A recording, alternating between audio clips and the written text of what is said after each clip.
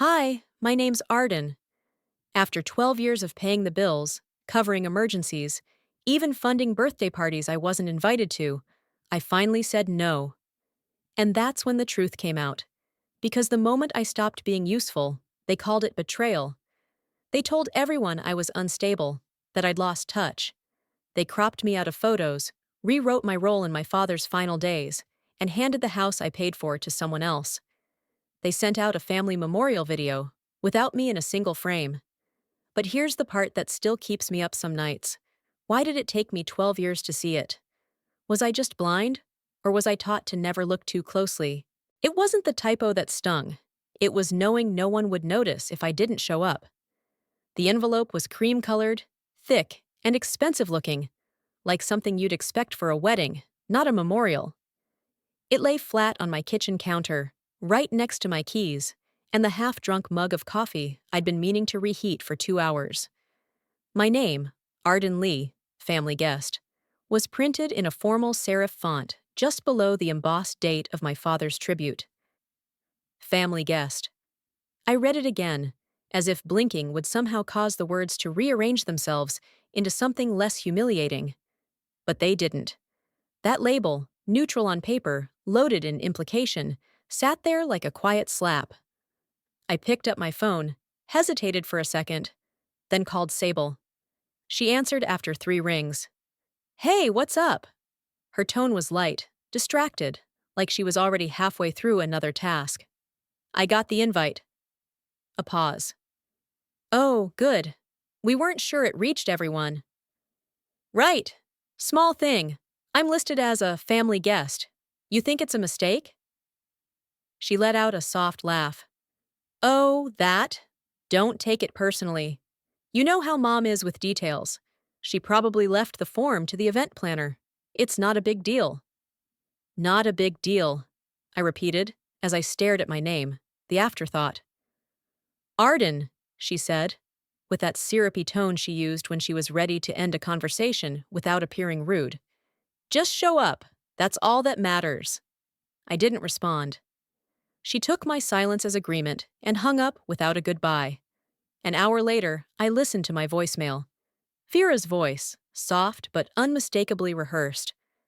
"Hope you can come, sweetie. Family matters." Family matters. Except when it came to naming them properly. I left the envelope on the corner of my desk. Not filed, not thrown away. Just there. A passive accusation on thick stock paper. Weeks before the invite arrived, I'd gone back to Rockford for a weekend. It was one of those, "can you come help with the house?" trips, meaning I paid for the plumber, replaced a few light fixtures, and restocked the fridge. While I was there, I wandered upstairs to my old bedroom, out of habit. It wasn't mine anymore. My nameplate had been removed from the door. Inside, boxes were stacked shoulder-high, dusty ornaments, and old paperwork covering every surface. My childhood photos were nowhere in sight. The room smelled like dry cardboard and peppermint air freshener. Vera walked by, saw me standing in the doorway, and said casually, "We needed the space. You don't live here anymore, darling." She said it like I was the one who'd erased myself. Later that night, unable to sleep, I pulled out an old photo tucked deep in my wallet. It was from the family reunion 5 years ago, the one with the big heritage board, where everyone's name was listed in elaborate cursive calligraphy. Everyone but mine. Vera had said it was an oversight, that the printer made a mistake. But when I looked closer, I realized even second cousins had their names included, people who hadn't shown up for decades. I took a picture of that board. I never said anything, but I kept the image. Because you don't notice you're invisible until someone forgets your name on purpose. I tried to brush it off, to tell myself it didn't mean anything. But now, holding this invitation in my hand, that dull ache was back. Not the sharp sting of betrayal, something heavier, slower, like water damage. You don't see it until the ceiling caves in. My therapist once told me that people don't erase you by accident. They do it when it's convenient, when your absence makes their story cleaner. That night, I sat down with a glass of Pinot and opened my laptop. I didn't write a response to the invite. I didn't RSVP. I didn't even type out a message. I just sat there, staring at a blank screen, wondering what it would feel like to not show up, to not fill the role they wrote for me without asking. Was I ever really part of this family? Or just a sponsor with a familiar face? I turned off the lamp, letting the room fall into that half shadow that makes things look softer than they are. Outside, Chicago pulsed quietly. Cars passed, indifferent. A couple laughed on the sidewalk below. The city had always held me like a stranger it tolerated, but lately, that was more comfort than Rockford ever offered. The next morning, the envelope was still there, untouched. The kind of untouched that starts to mean something. A silent defiance. And as I stared at the RSVP card, I realized, this time, I wasn't sure if I'd check yes. So the next morning, I made a list. Not of what they owed me, but of what I had allowed. I arrived in Rockford around 5 p.m. that Friday. The leaves had just begun turning, crimson edges curling at the tips of maple branches, like fire slowly creeping across the neighborhood. Vera opened the door before I had a chance to knock. No hug, just a glance over my shoulder at the street, probably checking to see if I brought anyone with me. I didn't. "Dinner's in the oven," she said as she turned away. "Sable's already here." I followed her inside, setting my weekend bag quietly by the coat rack. The house smelled of cinnamon, pot roast, and the faint undertone of Lysol. Familiar, layered, cloying. When I stepped into the living room, I froze. Above the fireplace hung a massive, professionally framed photograph. Everyone smiling, arms draped across one another's shoulders, the lighting perfect. It had been taken at the summer cookout I'd missed due to a regional meeting in D.C., a detail I'd informed them of weeks in advance. But there it was. Vera, Sable, our cousins, a few aunts, even Uncle Russ, who hadn't shown up for holidays in 3 years. I wasn't in it. I stared for a moment, waiting for someone to notice my silence, to explain. No one did. "Nice photo," I finally said. Vera glanced up casually. "Oh, that." Sable had it printed. She thought it would brighten the room a little. Sable, from the hallway, chimed in. "We didn't want to reschedule just because you were out of town. Everyone was already here." "Right. Because when you're out of sight, you're out of frame." We sat down for dinner around 6. Sable talked about her new yoga instructor. Vera went on about the memorial, flower arrangements, seating charts, the playlist. I nodded when expected, chewed slowly, didn't say much. I couldn't stop glancing at that photo.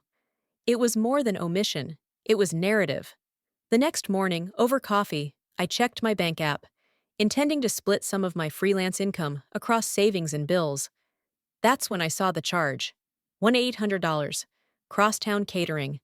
I stared at it for a full minute before the color drained from my face. It wasn't unfamiliar. I'd used Crosstown once, for an office event, but not recently. I walked into the kitchen. Vera was at the sink, rinsing dishes like it was any other morning. "Did you use my card for something?"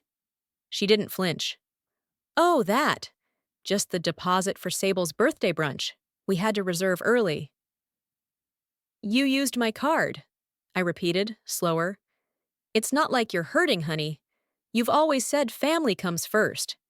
I breathed in through my nose, steadied my voice. "Family isn't a blank check."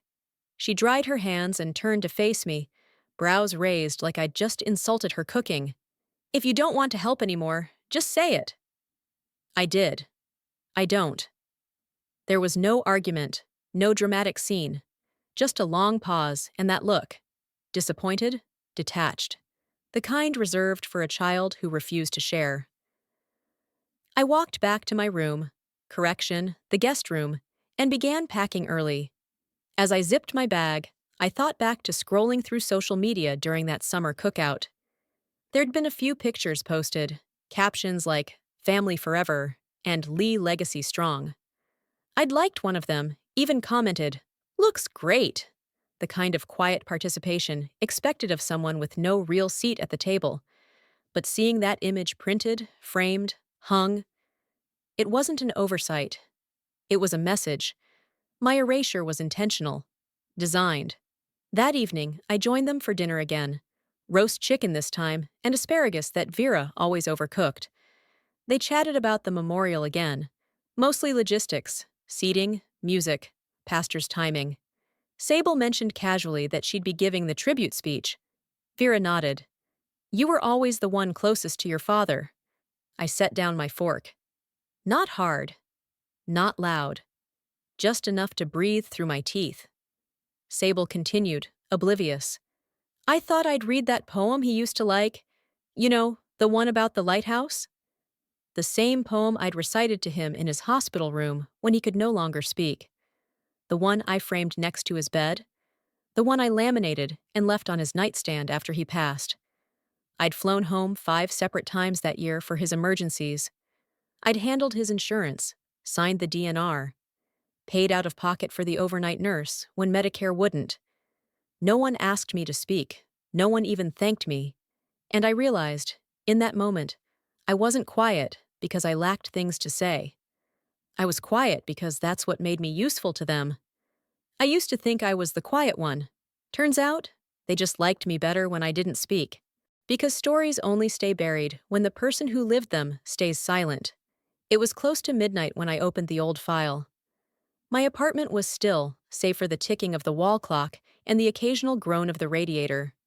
I sat on the edge of my couch, laptop warming my thighs, staring at the Excel sheet I'd named years ago in a moment of sarcasm. Family expenses. Unsaid. The cells stared back at me like tiny confessions. Rent coverage for 3 months, highlighted in yellow. A hospital copay I'd fronted when Mom had bronchitis. Tires for Sable's car when she was between jobs. School clothes for my niece. A deposit for a retreat Vera never actually attended. All itemized. All traceable. But never once acknowledged. I scrolled further down, watching the dollar signs stack into 4 digits, then 5. I'd never asked them to pay me back. I'd never even mentioned most of it. Whenever someone brought it up, I brushed it off with a smile and said, "It's just easier this way." That had been my mantra.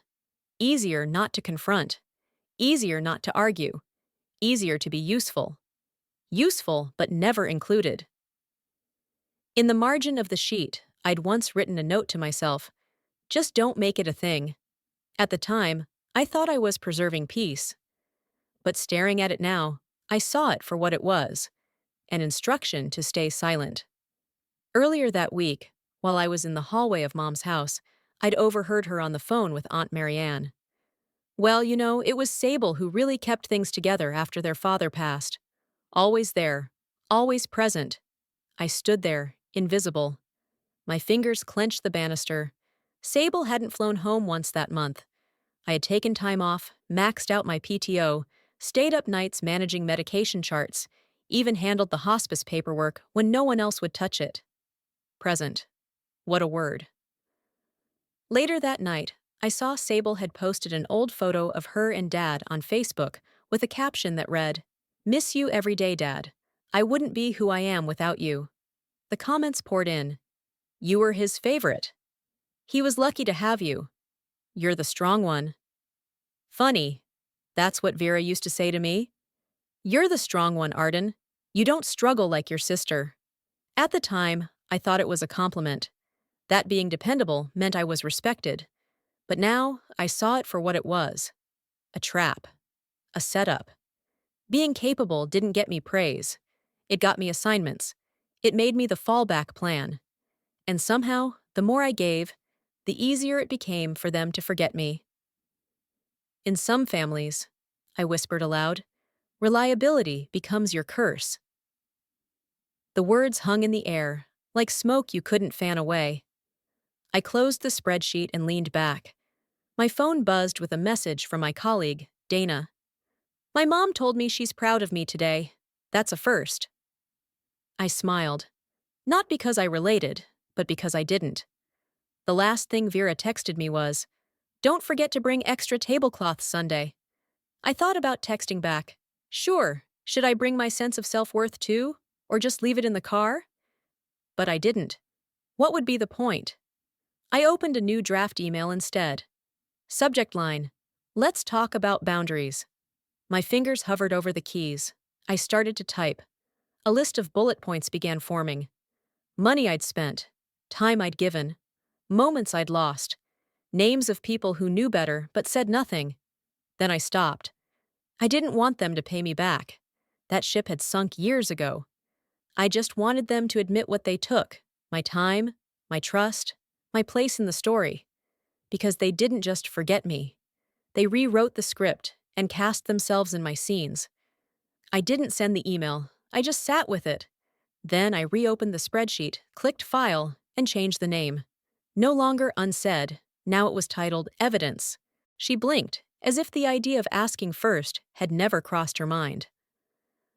I arrived at Mom's house that evening with a full grocery bag slung over one arm and a homemade peach cobbler in the other. The fall air had that familiar bite, just enough to make you regret not grabbing a thicker jacket. I rang the doorbell out of habit, even though I still had my own key. The door opened before the chime finished. "There you are," Mom said, holding a clipboard against her chest like it was a weapon. "Sable's already in the kitchen. You can just set the table." "Sure," I replied, trying not to sound surprised. I looked down at the bag of fresh herbs, sweet potatoes, and green beans I'd brought. Things I thought would be used for tonight's dinner. I followed her into the dining room, setting the groceries aside on the buffet table. She handed me the spreadsheet. Yes, an actual printed one, with everyone's name next to their assigned tasks. My name was missing. "Sable's handling food," she repeated, a little louder this time. "So just get the plates out. Oh, and be quick. We've got a full house." I nodded. Quietly, efficiently, like always. It wasn't the first time I'd noticed how often I was expected to show up, but never expected to be acknowledged. There's a difference between being part of something and simply being convenient. And tonight, that difference was as sharp as the corners of that damn spreadsheet. By the time everyone else arrived, the house was buzzing. People talked over each other in that cheerful, Midwestern chaos that smells like casserole and high-functioning denial. The kids ran up and down the hallway, dodging legs and dropping crumbs. Dinner started promptly at 7. We sat around the long oak table, Vera at one end, Sable at the other. I was wedged somewhere in the middle, between two cousins who barely looked up from their phones. About halfway through the meal, just as I finished silently refilling the water glasses, Sable stood up and tapped her glass with a spoon. "I just wanted to say," she began, her voice trembling slightly, "thank you to Mom, who's held this family together through everything." Everyone applauded. Literally applauded. "And to my father," she continued, eyes misty, "who always made us feel seen, even in silence." I swallowed hard. The irony stung like vinegar. Nobody mentioned who'd paid for the flowers on the table, or the caterer who delivered half the sides, or the cake cooling in the kitchen with a pink fondant design. A cousin leaned toward me and whispered, "I didn't know Sable handled the memorial. Good for her." I didn't respond. I just folded my napkin slowly. After dessert, my niece ran up to hug me, frosting still smeared on her cheek. "Thanks, Aunt Sable. I loved the cake." I crouched down, forced a smile, and said softly, "It's chocolate, actually." She blinked, confused. Sable said nothing, just smiled from across the room, like a beauty queen soaking in praise she didn't earn. And Mom, she was already in the kitchen, pretending not to hear. Later, after the dishes were stacked, guests gone, and the house quieted to its usual creaks, I found Mom standing at the sink. I stepped in beside her, holding a folded credit card statement. "I need to talk to you." She looked up but didn't stop drying the dishes. I slid the paper across the counter. "You used my card for the catering again, fat and $500 this time." She glanced at it and shrugged. "Why are you keeping score all of a sudden?" I waited a beat before answering. "Because you never noticed when I was giving. You only notice when I stop." She blinked, annoyed. "It was for the family. It was for Sable's birthday. labeled as a memorial brunch to make it sound justified. She rolled her eyes. You always do this, Arden. You overthink. You get emotional. It's just money. I leaned in slightly. That's easy to say when it's not your account. She tossed the dish towel on the counter and walked away. No apology, no guilt, just the sound of her bedroom door clicking shut. I stood there a moment longer, letting the weight of it all settle. The applause that wasn't for me, the cake I bought that got her credit, the spreadsheet with no line for my name. I didn't want applause, I whispered to no one. I wanted to be seen, but maybe they're not capable of either. People say, you're not selfish for wanting what you give. I think it's worse than that. You're just inconvenient. So I told her, quiet but firm, this was the last thing I'll ever pay for without consent.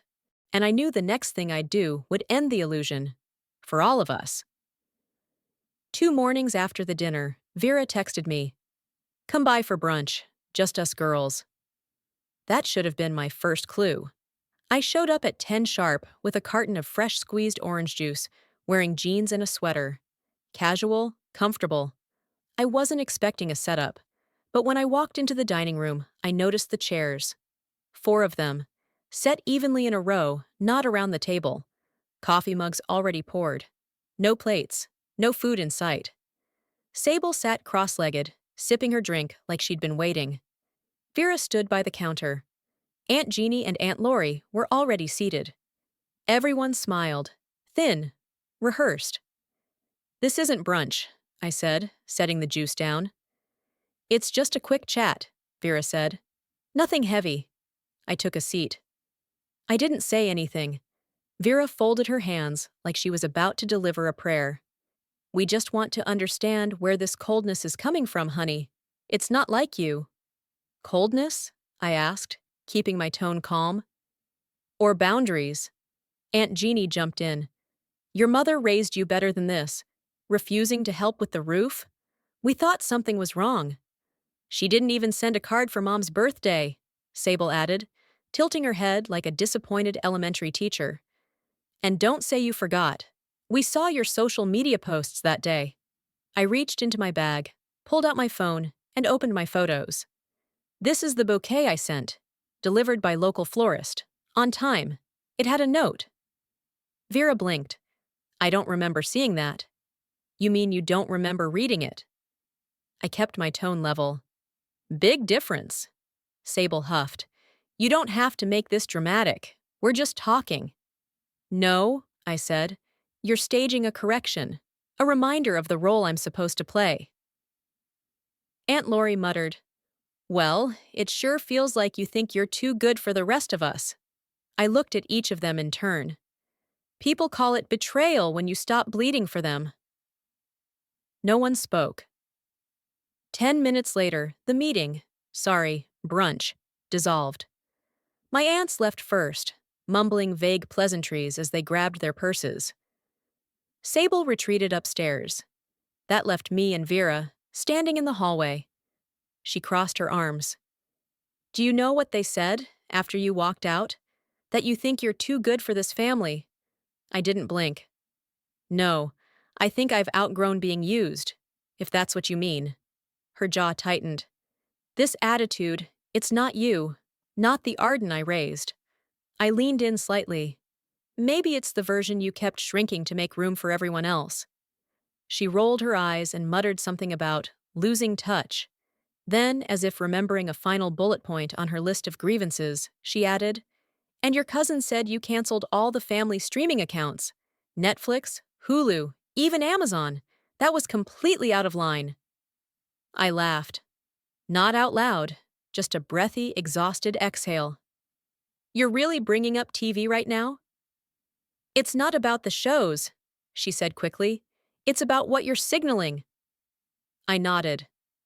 Right, that I'm done funding the fantasy. She had no response. That night, I went home, lit a candle, and opened my planner. I flipped through the pages filled with others' needs. Birthdays, bill reminders, medical notes, airline reservations, all written in my handwriting.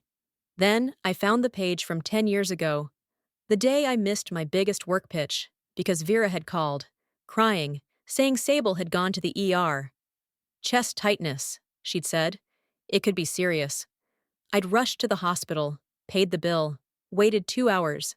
Sable was fine. It was anxiety. She went home with a prescription and a smile. I went back to work the next day and found my boss had given the pitch to someone else. It wasn't the money that broke me. It was the way they took my time, my career, my silence, and called it loyalty. I thought about all the times I gave before being asked, the way they praised my reliability like it was a badge, not a leash. Being the reliable one, I murmured, means being the one they rely on to not need anything. No more. They used to ask, "What would we do without you?" I'm about to let them find out. And once it was read, they couldn't unsee the real me anymore. The hall they'd rented was beautiful, in that generic banquet way. Too many folding chairs, white tablecloths that never quite touched the floor, and a Bluetooth speaker that crackled every time the mic got too close. I arrived 15 minutes early, clutching a folded page in my purse. A speech. Nothing fancy. Just words I'd stayed up rewriting until 2 in the morning, trimming the edges of emotion so it wouldn't bleed. I was wearing a plain black dress, no jewelry except a small ring my father had given me before the diagnosis. As I crossed the parking lot, I could already hear laughter inside. They were probably reviewing the program.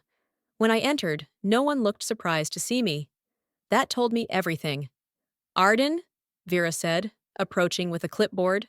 "So glad you made it. We're almost ready to start. Seating's by row. Just find a spot near the front." I hesitated. I brought something to say. I thought maybe I could. "Oh," she said quickly, adjusting her scarf. "We've already finalized the speaker list. Sable's giving the family tribute." I nodded once. No reaction. Just tucked the folded paper deeper into my purse and walked past her. I found a seat near the aisle and sat, hands folded in my lap. The room was full. Cousins, coworkers, old neighbors. People who remembered a different version of us, one they were more comfortable with. Sable sat near the podium, dabbing the corner of her eyes with a tissue like she'd practiced in the mirror. When she spoke, her voice broke on cue. She told stories about Dad's wisdom, his quiet strength. She said, "He was the glue in this family, and I only hope I've done right by him." Vera nodded with a proud, quivering smile.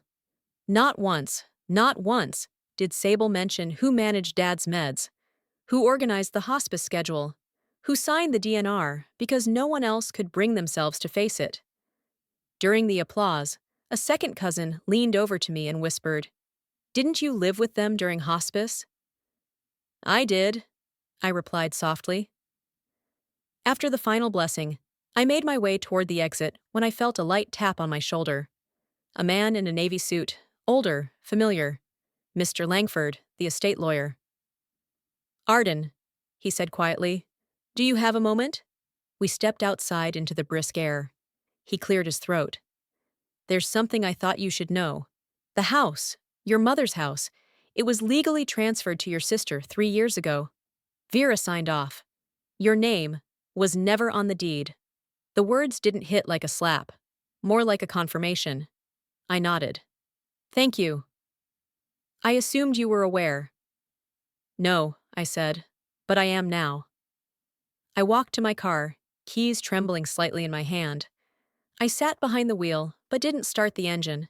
Instead, I opened my email app and began a new draft. Subject: the statement I didn't get to say. I didn't write it to impress. I didn't write it to hurt. I wrote it because clarity demands paper. Bullet by bullet, I listed every loan, every deposit, every utility paid, every medical cost covered. I added dates, amounts, screenshots. I included a final paragraph, not bitter, but bare. I wrote, "This isn't about reimbursement. This is about recognition, and I no longer require yours to believe in mine." Then I printed it. That night, I drove back to Vera's house, slipped the envelope into her mailbox, and left. No knock, no text, no need. This wasn't revenge. This was clarity. And I owed it to myself. Closure doesn't come from their apology. It comes from your truth finally having a voice. What I said in that letter would burn down the version of me they built, because if they insisted on rewriting history, then mine would be the version they couldn't delete. 2 days after I dropped that letter in Mom's mailbox, my notifications started thinning out. Slowly at first. An unfollow here. A group chat going silent there. I didn't think much of it until my cousin Molly's name disappeared from the thread about Thanksgiving plans. Then came the vague status updates. Vera wrote, "Some people only give when they can control the narrative." Sable posted a reel, an overly sentimental video montage of Dad's memorial. Black and white clips set to soft piano music. She stood center frame in most of them, smiling, hugging relatives, lighting candles. I was there too, just not in the version she posted. I wasn't blurred. I wasn't pixelated. I was simply cropped, gone. I didn't comment. I didn't message anyone. But later that night, I posted a photo from a hiking trip with someone new. Just us, on a ridge, backs to the camera, facing the valley. The caption was 3 words. Peace looks good. Within minutes, the DMs started. Is he employed? Don't get mad, but is he serious about you or just your savings? One simply said, "Hope you've got a prenup in mind." Then, of course, the text from Vera. "Just be careful. You attract people when you're vulnerable." I stared at her message for a long time before replying. "No, Mom. I repel people who thought I was too tired to push back." I hit send and turned my phone face down on the counter. The next day at work, my coworker Maya knocked lightly on my office door. "You okay?" she asked. "I'm fine," I said, a little too quickly. She stepped in. "It's just, someone reached out through LinkedIn asking about your new title. Said they were a family friend." I didn't respond, but felt weird. I exhaled slowly. "Thanks for telling me." It didn't take much guesswork. That same afternoon, my niece Emma called. She's 12, smart, awkward, kind in that unfiltered way kids still are. "Hi, Aunt Arden," she said softly. "Grandma told us you were having a hard time. That maybe we should pray for you." I closed my eyes. "Thanks, sweetie. I appreciate that." "When are you coming over again?" she asked. I didn't have the heart to answer. Because when they can't control you, they control how others see you. That night, I pulled out every email, text, screenshot, photo, transfer receipt. 2 years' worth of evidence. I arranged it into a private timeline. Not for Facebook, not for Twitter, just for me. I recorded a voiceover, steady, neutral. I listed facts, dates, contributions. I didn't exaggerate. I didn't editorialize. I didn't even mention how it felt. Because not everything needs to be screamed. Some truths are loud all on their own. I saved the video to a secure folder, titled it Revision Corrected. I didn't hit upload. Not yet. I knew that if this were about revenge, I'd have gone public already. But it wasn't. This was about ownership. Of my name, my story, my identity. I wasn't going to argue with the fantasy they built of me, sullen, ungrateful, cold. I wasn't going to waste energy disproving a lie built to excuse their choices. I was just going to make mine undeniable. The next time they tried to erase me, I planned to leave the eraser in flames. I just stood still and let gravity do its work. The video had sat in my drafts folder for 4 nights. I watched it exactly once before sending it. No music, no transitions, no dramatic pauses. Just facts, screenshots, statements, voice memos, and one closing quote. "Love without respect is exploitation." I sent it out on a Sunday morning. A carefully chosen list, family, extended relatives, a few people from Vera's church circle, and the aunt who once told me I needed to soften up. Within 3 hours, my phone became a battlefield. Missed calls, urgent texts. One cousin sent a string of question marks, then a gif of popcorn. Another messaged, "I always wondered where all that money came from." Some people stayed silent, most didn't. By sunset, I'd already seen screenshots circulating, group chats dissecting the video, arguments unfolding in real time. It had been forwarded far beyond the initial list. Someone even posted a clipped version on Facebook with the caption, "You never know what goes on behind a perfect family." Vera called just after 8 p.m.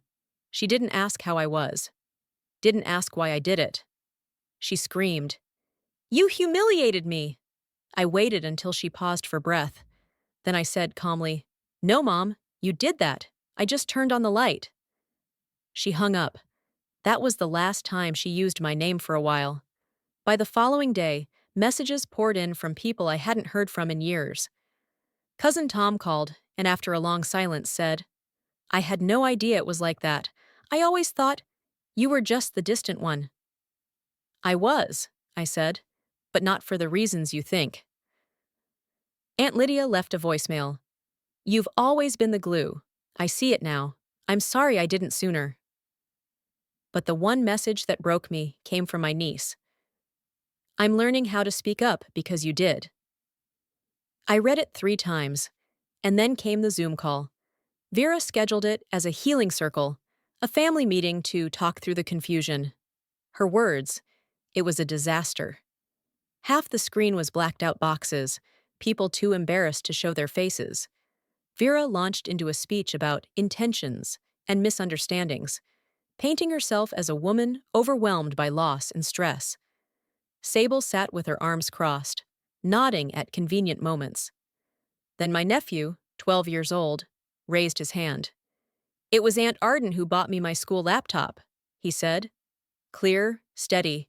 "Not Sable. Everyone knows it." A stunned silence spread across the screen. You could hear the air conditioning in someone's kitchen. I didn't say a word. I didn't need to. I just smiled. That night, I walked alone through Millennium Park. The air was warm. A summer concert buzzed in the distance. Families sat on blankets, kids ran barefoot through grass, chasing bubbles and dreams too young to be heavy. I sat on a bench and watched a little girl fall and laugh, picking herself back up without a second thought. And I whispered, "Let them rebuild their story without me." But not on my back. Sometimes silence is survival. Other times it's evidence. Their house of cards collapsed, and I didn't even have to blow. And maybe that's what true peace sounds like. No applause, no apology, just the sound of your own steps moving forward. Late August in Chicago always hums at a lower volume. The summer crowd thins, and the city begins to breathe differently. I had my windows cracked open for the first time in weeks. The breeze carried a hint of fall, the kind of crispness that reminds you something's ending, whether you're ready or not. It had been 6 days since the video went out. No calls, no texts, no let's talk emails from anyone in the family. Not Vera, not Sable, not even the passive-aggressive cousins who usually commented on everything I posted. The last message I had from Mom simply read, "Hope you're happy." It sat unread in my notifications for hours before I finally opened it, just to make the badge disappear. The silence that followed wasn't empty. It was deliberate, strategic, a silent punishment dressed up as dignity. But I wasn't waiting for the next move anymore. This wasn't a chessboard. I'd stepped off the board entirely. I wrote in my journal that night, "They stopped reaching out, not because they gave up, but because I stopped responding." On Thursday afternoon, I met with my lawyer, Mr. Green. I'd brought him the documents, the payment trails, the emails confirming expenses, the texts where Vera acknowledged I was covering part of the mortgage. He laid the paperwork flat, adjusted his glasses, and said, "You'd have a strong case if you want to pursue equity." I looked out the window. The skyline stood unwavering, indifferent. "Do I need the court to confirm what I already reclaimed?" "No," he admitted. "You don't." "Then we're done." We shook hands. I left feeling lighter than I expected. The next day, Aunt Lydia messaged me. She asked to meet for coffee. I hesitated, but curiosity pulled stronger than resistance. We met at a quiet cafe near the lake. She looked older than I remembered, smaller somehow. When I arrived, she stood, as if unsure she still had the right to greet me warmly. "I watched your video," she said as we sat. "3 times." I stirred my coffee, waiting. "I saw what I didn't want to believe, but I believe you now." Her voice cracked on the last word. She didn't cry. Neither did I. She told me Vera had grown unusually quiet at church, that people were asking questions she couldn't answer, that the smiles were becoming harder to fake. I listened. I didn't gloat. I didn't console. "I'm not here for them to understand," I told her. "I'm here to be free." She nodded. "You are." That night, back in my apartment, I pulled out the letter I'd written to Vera years ago, the one I never sent. A raw, too honest message drafted during one of my lowest nights. It wasn't cruel. It was honest. And maybe that's what made it dangerous. I reprinted it, folded it, sat on my balcony with a small tin can and a matchbook. The paper burned quickly, curling in on itself. I watched the words disappear in orange and ash. Forgiveness doesn't mean re-entry. It just means I stopped renting space in my soul to people who never paid rent. They say closure is a gift you give yourself. I say it's the door you close, so no one can enter pretending they still own a key. I watched the last ember go dark and whispered, "Goodbye."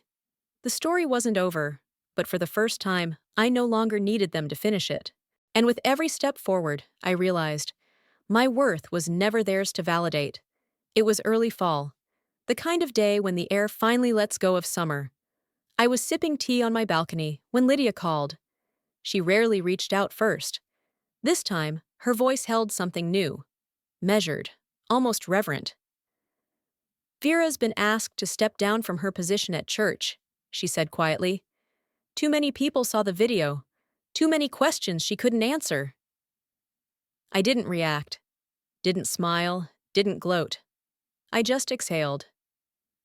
"She built her legacy on borrowed truth," I said. "It was time the receipts came due." I'd heard whispers even before Lydia called, neighbors talking in hushed tones, church friends no longer tagging Vera in group photos. One woman even left a comment under a generic Sunday prayer post. God sees the whole story, not just the curated version. Then came the conversation I wasn't supposed to hear. A mutual acquaintance relayed it secondhand. Vera had defended herself by saying, "There was never a formal agreement. Arden did it out of love." I almost laughed when I heard that. Love isn't a loophole for exploitation. In one of my support groups, a circle of women over 60 who'd spent decades carrying people who never said thank you, I shared that quote. Heads nodded. One woman, Janine, said, "They call it duty. I call it erasure." We all understood. This wasn't about legality. It was about legacy. A week later, I got a letter in the mail. No return address. Typed. Simple. "I'm sorry I watched and stayed silent. I believed the version they wanted me to, but your truth shook something loose in me." There was no name, but I knew who it was from. The phrasing was unmistakable, one of Vera's oldest friends. A second envelope came a few days later. It included a confirmation that a donation had been made in my name to a nonprofit supporting financial literacy for women. The memo read, "For every Arden who paid in silence." These weren't apologies from the people who owed me one, but they were echoes of justice. Sometimes, accountability doesn't come from the guilty. It comes from the ones who finally see the guilt. I updated my LinkedIn profile that night, removed family first mindset, changed it to focused on sustainable boundaries and financial empowerment. I redesigned my website bio. No more mentions of dedicated daughter, just mentor, speaker, builder of new narratives.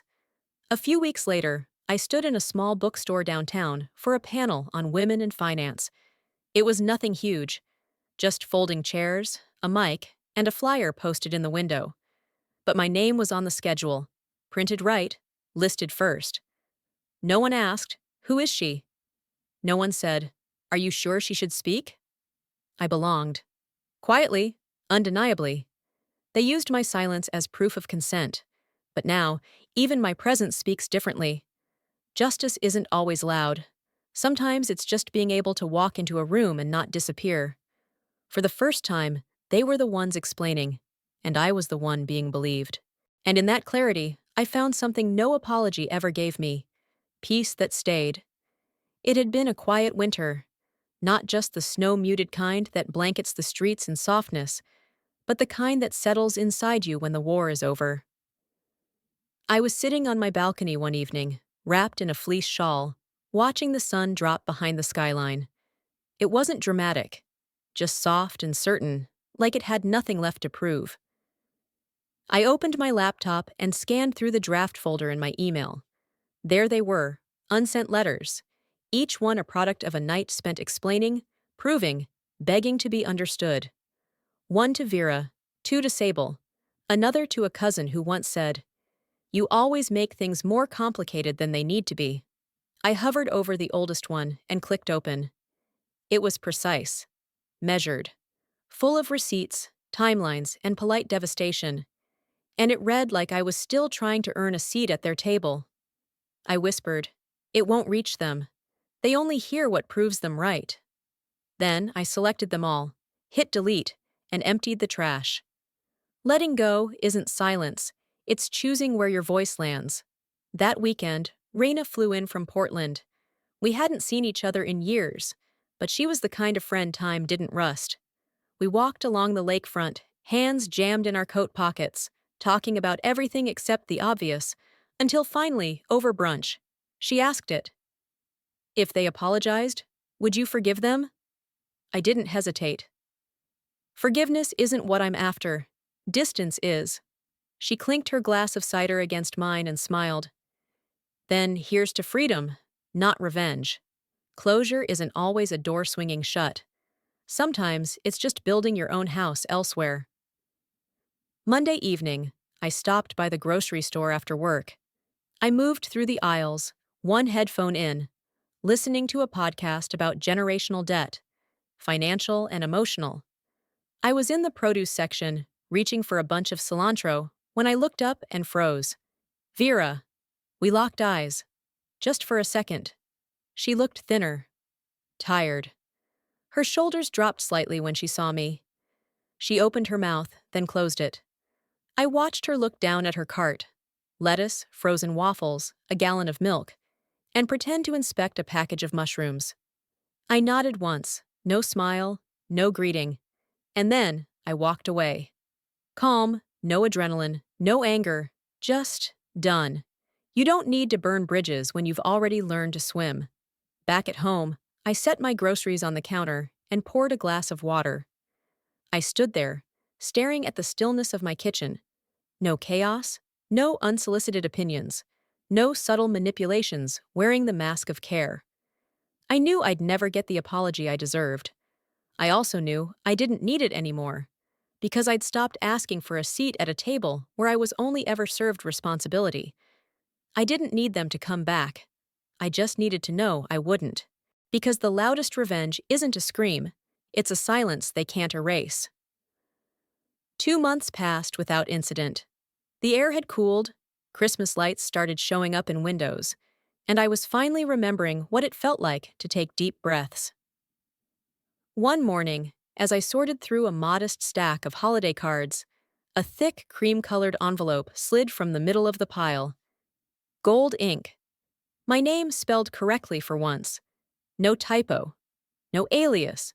The card was an invitation to the family's Christmas gathering. Tucked inside was a folded note. Unsigned. But the handwriting was unmistakable. I didn't need a signature to know when it was Vera. "Let's make peace for the holidays." I read it twice. Then, without hesitation, I walked over to the shredder in the corner of my living room and fed the invitation through, piece by piece. No anger, just clarity. Some bridges are safer in ashes. That afternoon, I found the old key, the one I'd kept on a separate ring, just in case.